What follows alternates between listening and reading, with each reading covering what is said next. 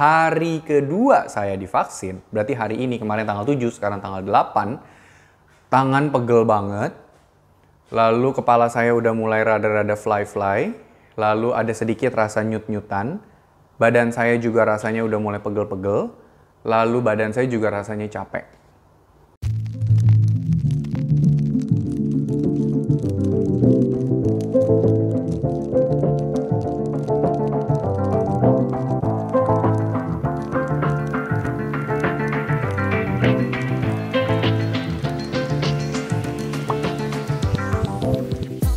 Halo Millennials, kembali lagi di video YouTube kita hari ini bersama saya Dr. Gary. Dan hari ini saya akan cerita sedikit tentang vaksin COVID yang mereknya Moderna.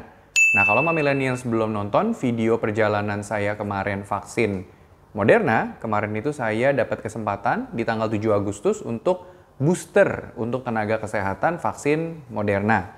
Nah, dan hari ini tanggal 8 Agustus saya mau coba kasih update untuk vaksinasi Moderna seperti apa. Nah, kalau Millennials belum nonton, bisa klik link di atas ini ya, untuk bisa tahu waktu itu ceritanya seperti apa. Nah, hari ini saya mau cerita sedikit tentang Moderna. Moderna ini sebenarnya adalah nama perusahaannya, bukan nama vaksinnya. Jadi perusahaan Moderna ini adanya di Amerika Serikat, dan dia memproduksi vaksin corona, vaksin COVID, yang namanya sebenarnya adalah Spikevax. Oke, dan sebenarnya vaksin lebih familiar kita dengar dengan nama Moderna. Jadi saya akan ceritanya sebagai nama Moderna aja ya.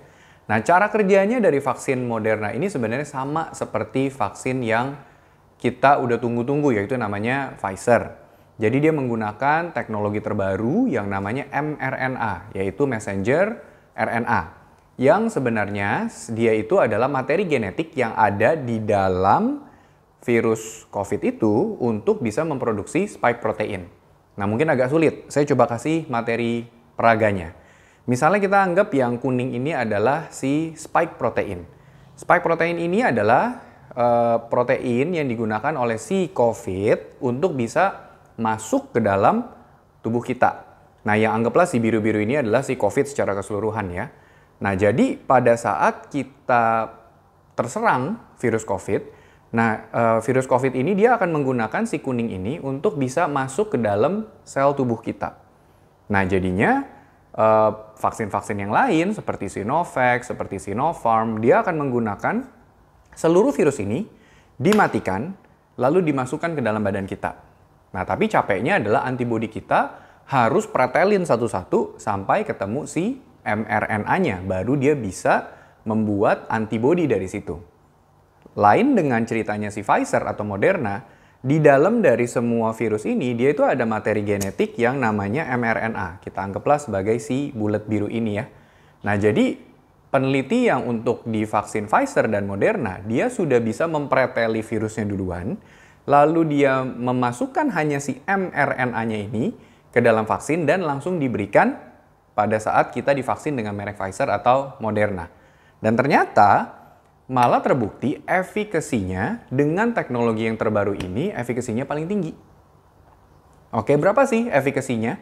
Yang pertama, kalau untuk Pfizer itu dia dilaporkan bisa antara 64 sampai 95% setelah 2 dosis dengan jarak 3 minggu. Kalau untuk Moderna itu bisa sekitar 72 sampai 95%. Itu setelah 2 dosis dengan jarak 4 minggu. Nah, lalu sekarang gimana dong ceritanya kalau misalnya kita yang sebagai tenaga medis? Tenaga medis ini kan udah Sinovac 2 kali, lalu Moderna sekali. Efeknya bisa nggak tuh? Secara umum sebetulnya belum ada penelitian yang bisa memvalidasi apakah ini akan efektif atau tidak. Jadi basically kita tenaga kesehatan ini adalah orang percobaan juga. Kenapa? Karena melihat seperti yang saya cerita di video tentang Sinovac ketiga, kalau Millennials belum nonton juga bisa klik link di atas, saya cerita tuh kalau misalnya memang Sinovac ketiga kan kurang efektif dan makanya sekarang tenaga medis butuh di booster dengan Moderna dengan harapan supaya bisa lebih memproteksi terhadap varian Delta. Dan by the way yang tadi saya cerita untuk efikasi Moderna dan Pfizer itu adalah efikasi untuk varian Delta, bukan varian yang lain atau varian yang original. Oke?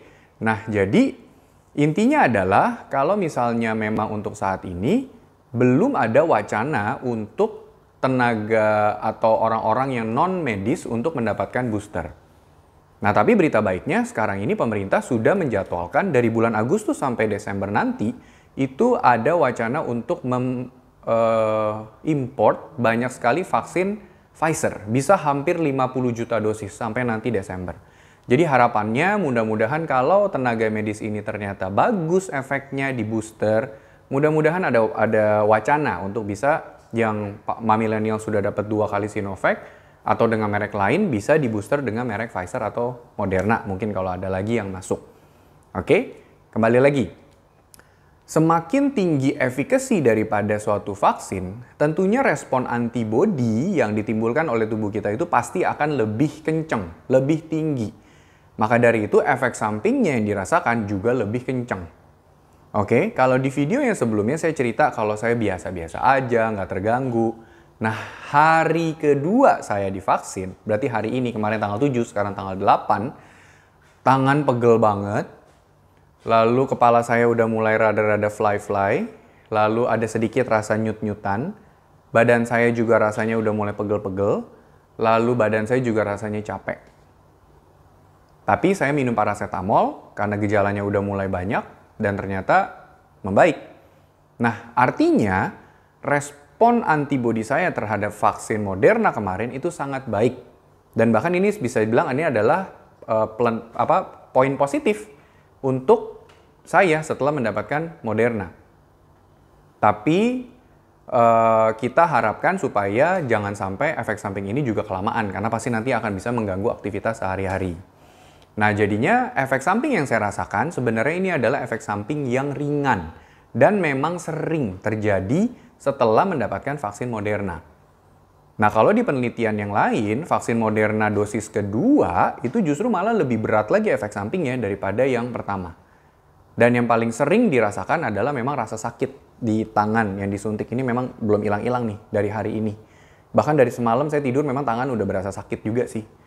Tapi itu yang paling utama sih yang saya rasain. Tapi yang selebih-lebihnya masih aman deh, masih oke lah, masih bisa ditolerir.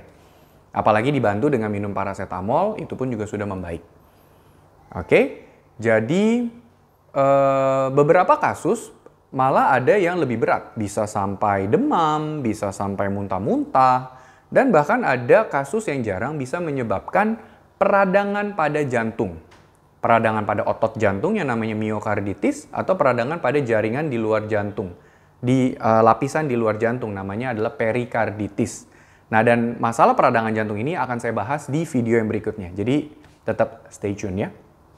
Inti dari semua cerita hari ini adalah Moderna atau Pfizer ini termasuk vaksin yang paling poten, yang paling powerful yang saat ini ada.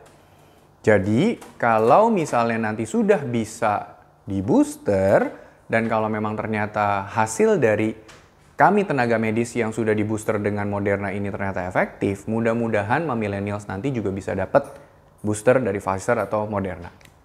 Kalau millennials masih punya pertanyaan, silakan share, komen di kolom komentar sebanyak-banyaknya, saya akan coba jawab.